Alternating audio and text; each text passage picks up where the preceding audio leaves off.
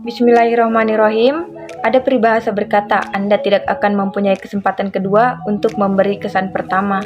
Tetapi seringkali kesan pertama datang dari kata-kata. Inilah topik yang akan saya bahas mengenai kepemimpinan tokoh publik.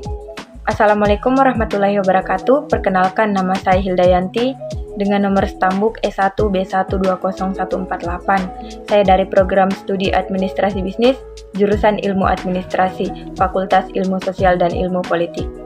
Baiklah, di sini saya akan membahas tentang kepemimpinan tokoh publik, yaitu salah satunya Nadiem Makarim.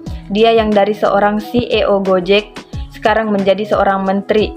Nadiem Makarim yang dikenal sebagai Menteri Pendidikan, Kebudayaan, Riset, dan Teknologi mengawali karirnya sebagai seorang pekerja di sebuah kantor ternama di Indonesia.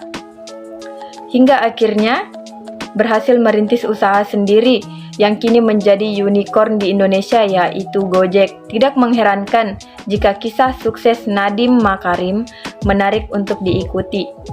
Di umur yang masih muda, Nadiem Makarim berhasil menjadi pengusaha sukses. Hal itu karena ia menempuh pendidikan yang berkualitas dan mempunyai keinginan kuat untuk berbisnis dan menjadi pengusaha.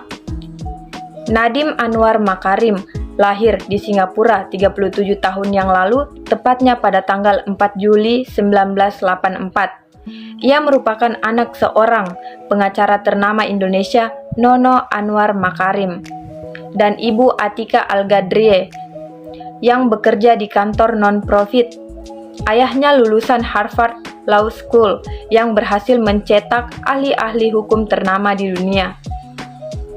Bisa dikatakan, keluarga Nadiem Makarim adalah orang-orang sukses. Berbeda dengan dirinya, adiknya yang bernama Raya Makarim berkecimpung di dunia perfilman dan menjadi penulis skenario. Film yang sukses meraih penghargaan adalah 27 Steps of May.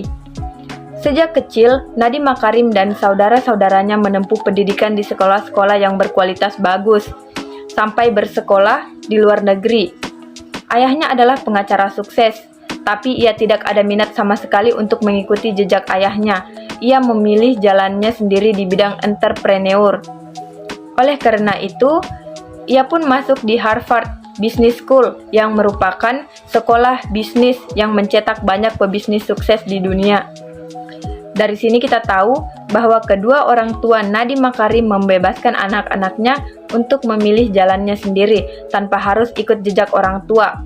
Anak-anaknya bebas menulis dan dari kisah sukses masing-masing. Walaupun memiliki kesempatan untuk berkarir di Amerika Serikat, Nadiem memilih kembali ke Indonesia untuk meniti karirnya. Ia bekerja di perusahaan MC, Kinsey, dan Company selama 3 tahun lamanya. Kemudian berpindah ke tempat lain, yaitu Zalora, Indonesia, sebagai managing editor. Namun, tidak lama kemudian ia keluar dari tempat kerjanya dan memilih menjalankan bisnisnya sendiri.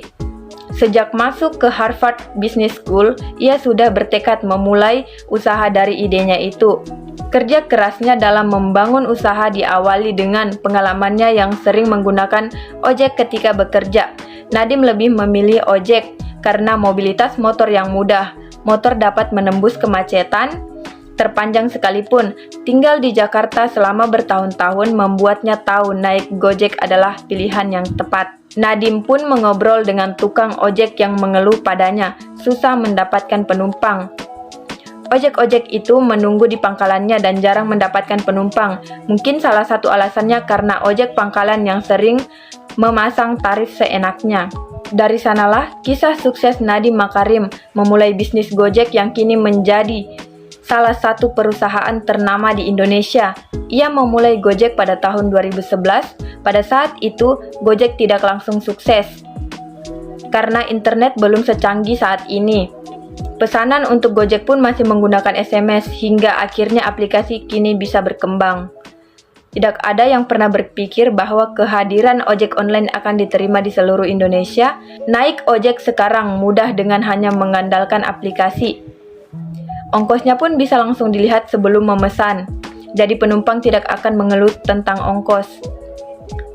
Selain mengantar penumpang, ojek online juga bisa dimanfaatkan untuk mengantar pesanan makanan dan barang. Jasa antar ini membuat UMKM semakin bertumbuh di Indonesia. Satu perusahaan yang didirikan berhasil membawa perubahan besar bagi banyak orang. Memang sungguh kisah sukses menginspirasi. Jiwa pebisnis Nadiem Makarim sudah teruji ada. Ia berhasil membawa bisnisnya ke tangga puncak, hingga pada akhirnya Presiden Joko Widodo menawarkan kursi Menteri Pendidikan. Ia pun menerima tawaran itu. Kisah sukses Nadiem masih berlanjut selama menjadi menteri. Tahun 2019, ia mengeluarkan kebijakan menghapus ujian nasional yang tentu saja disambut baik oleh para siswa. Walaupun kebijakan ini dikritik, kebijakan ini akhirnya dijalankan juga. Pendidikan di Indonesia di bawah kepemimpinan Nadiem Makarim harus mendapatkan banyak cobaan. Di masa pandemi, anak sekolah diharuskan bersekolah dari rumah untuk mencegah penularan COVID-19. Kebijakan ini awalnya cukup berat karena murid dan guru harus beradaptasi menggunakan gawai. Selama ini, murid di Indonesia belajar melalui tatap muka sehingga ketika dipindahkan online menimbulkan banyak masalah. Tidak semua murid bisa memiliki alat yang memadai seperti laptop, ponsel, dan media lainnya untuk membantu mereka belajar. Belum lagi dengan internet yang tidak menjangkau di bagian terpencil. Dari sini, Kementerian Pendidikan pun mulai menyediakan kuota gratis untuk murid. Untuk memudahkan pembelajaran online, diadakan juga program laptop dengan harga murah untuk para guru dan murid. Lalu menggalakkan program digitalisasi sekolah yang termaksud ke dalam program Merdeka Belajar. Salah satunya yang sudah dijalankan adalah memunculkan kembali konten belajar di televisi yang dulu sempat hilang. Dengan begini, murid yang belajar dari rumah bisa belajar sembari menonton televisi. Kemudian, Nadiem Makarim dilantik kembali menjadi seorang Menteri Pendidikan, Kebudayaan, Riset, dan Teknologi di tahun 2021 ini karena penggabungan dua Kementerian Pendidikan dan Kebudayaan dengan Kementerian Riset dan Teknologi. Kisah sukses Nadiem Makarim tidak akan berhenti di sini karena ia masih punya banyak tugas berat untuk memperbaiki kualitas pendidikan Indonesia yang selalu dinilai tidak memuaskan. Untuk memperbaikinya memang diperlukan waktu dan jalan yang panjang.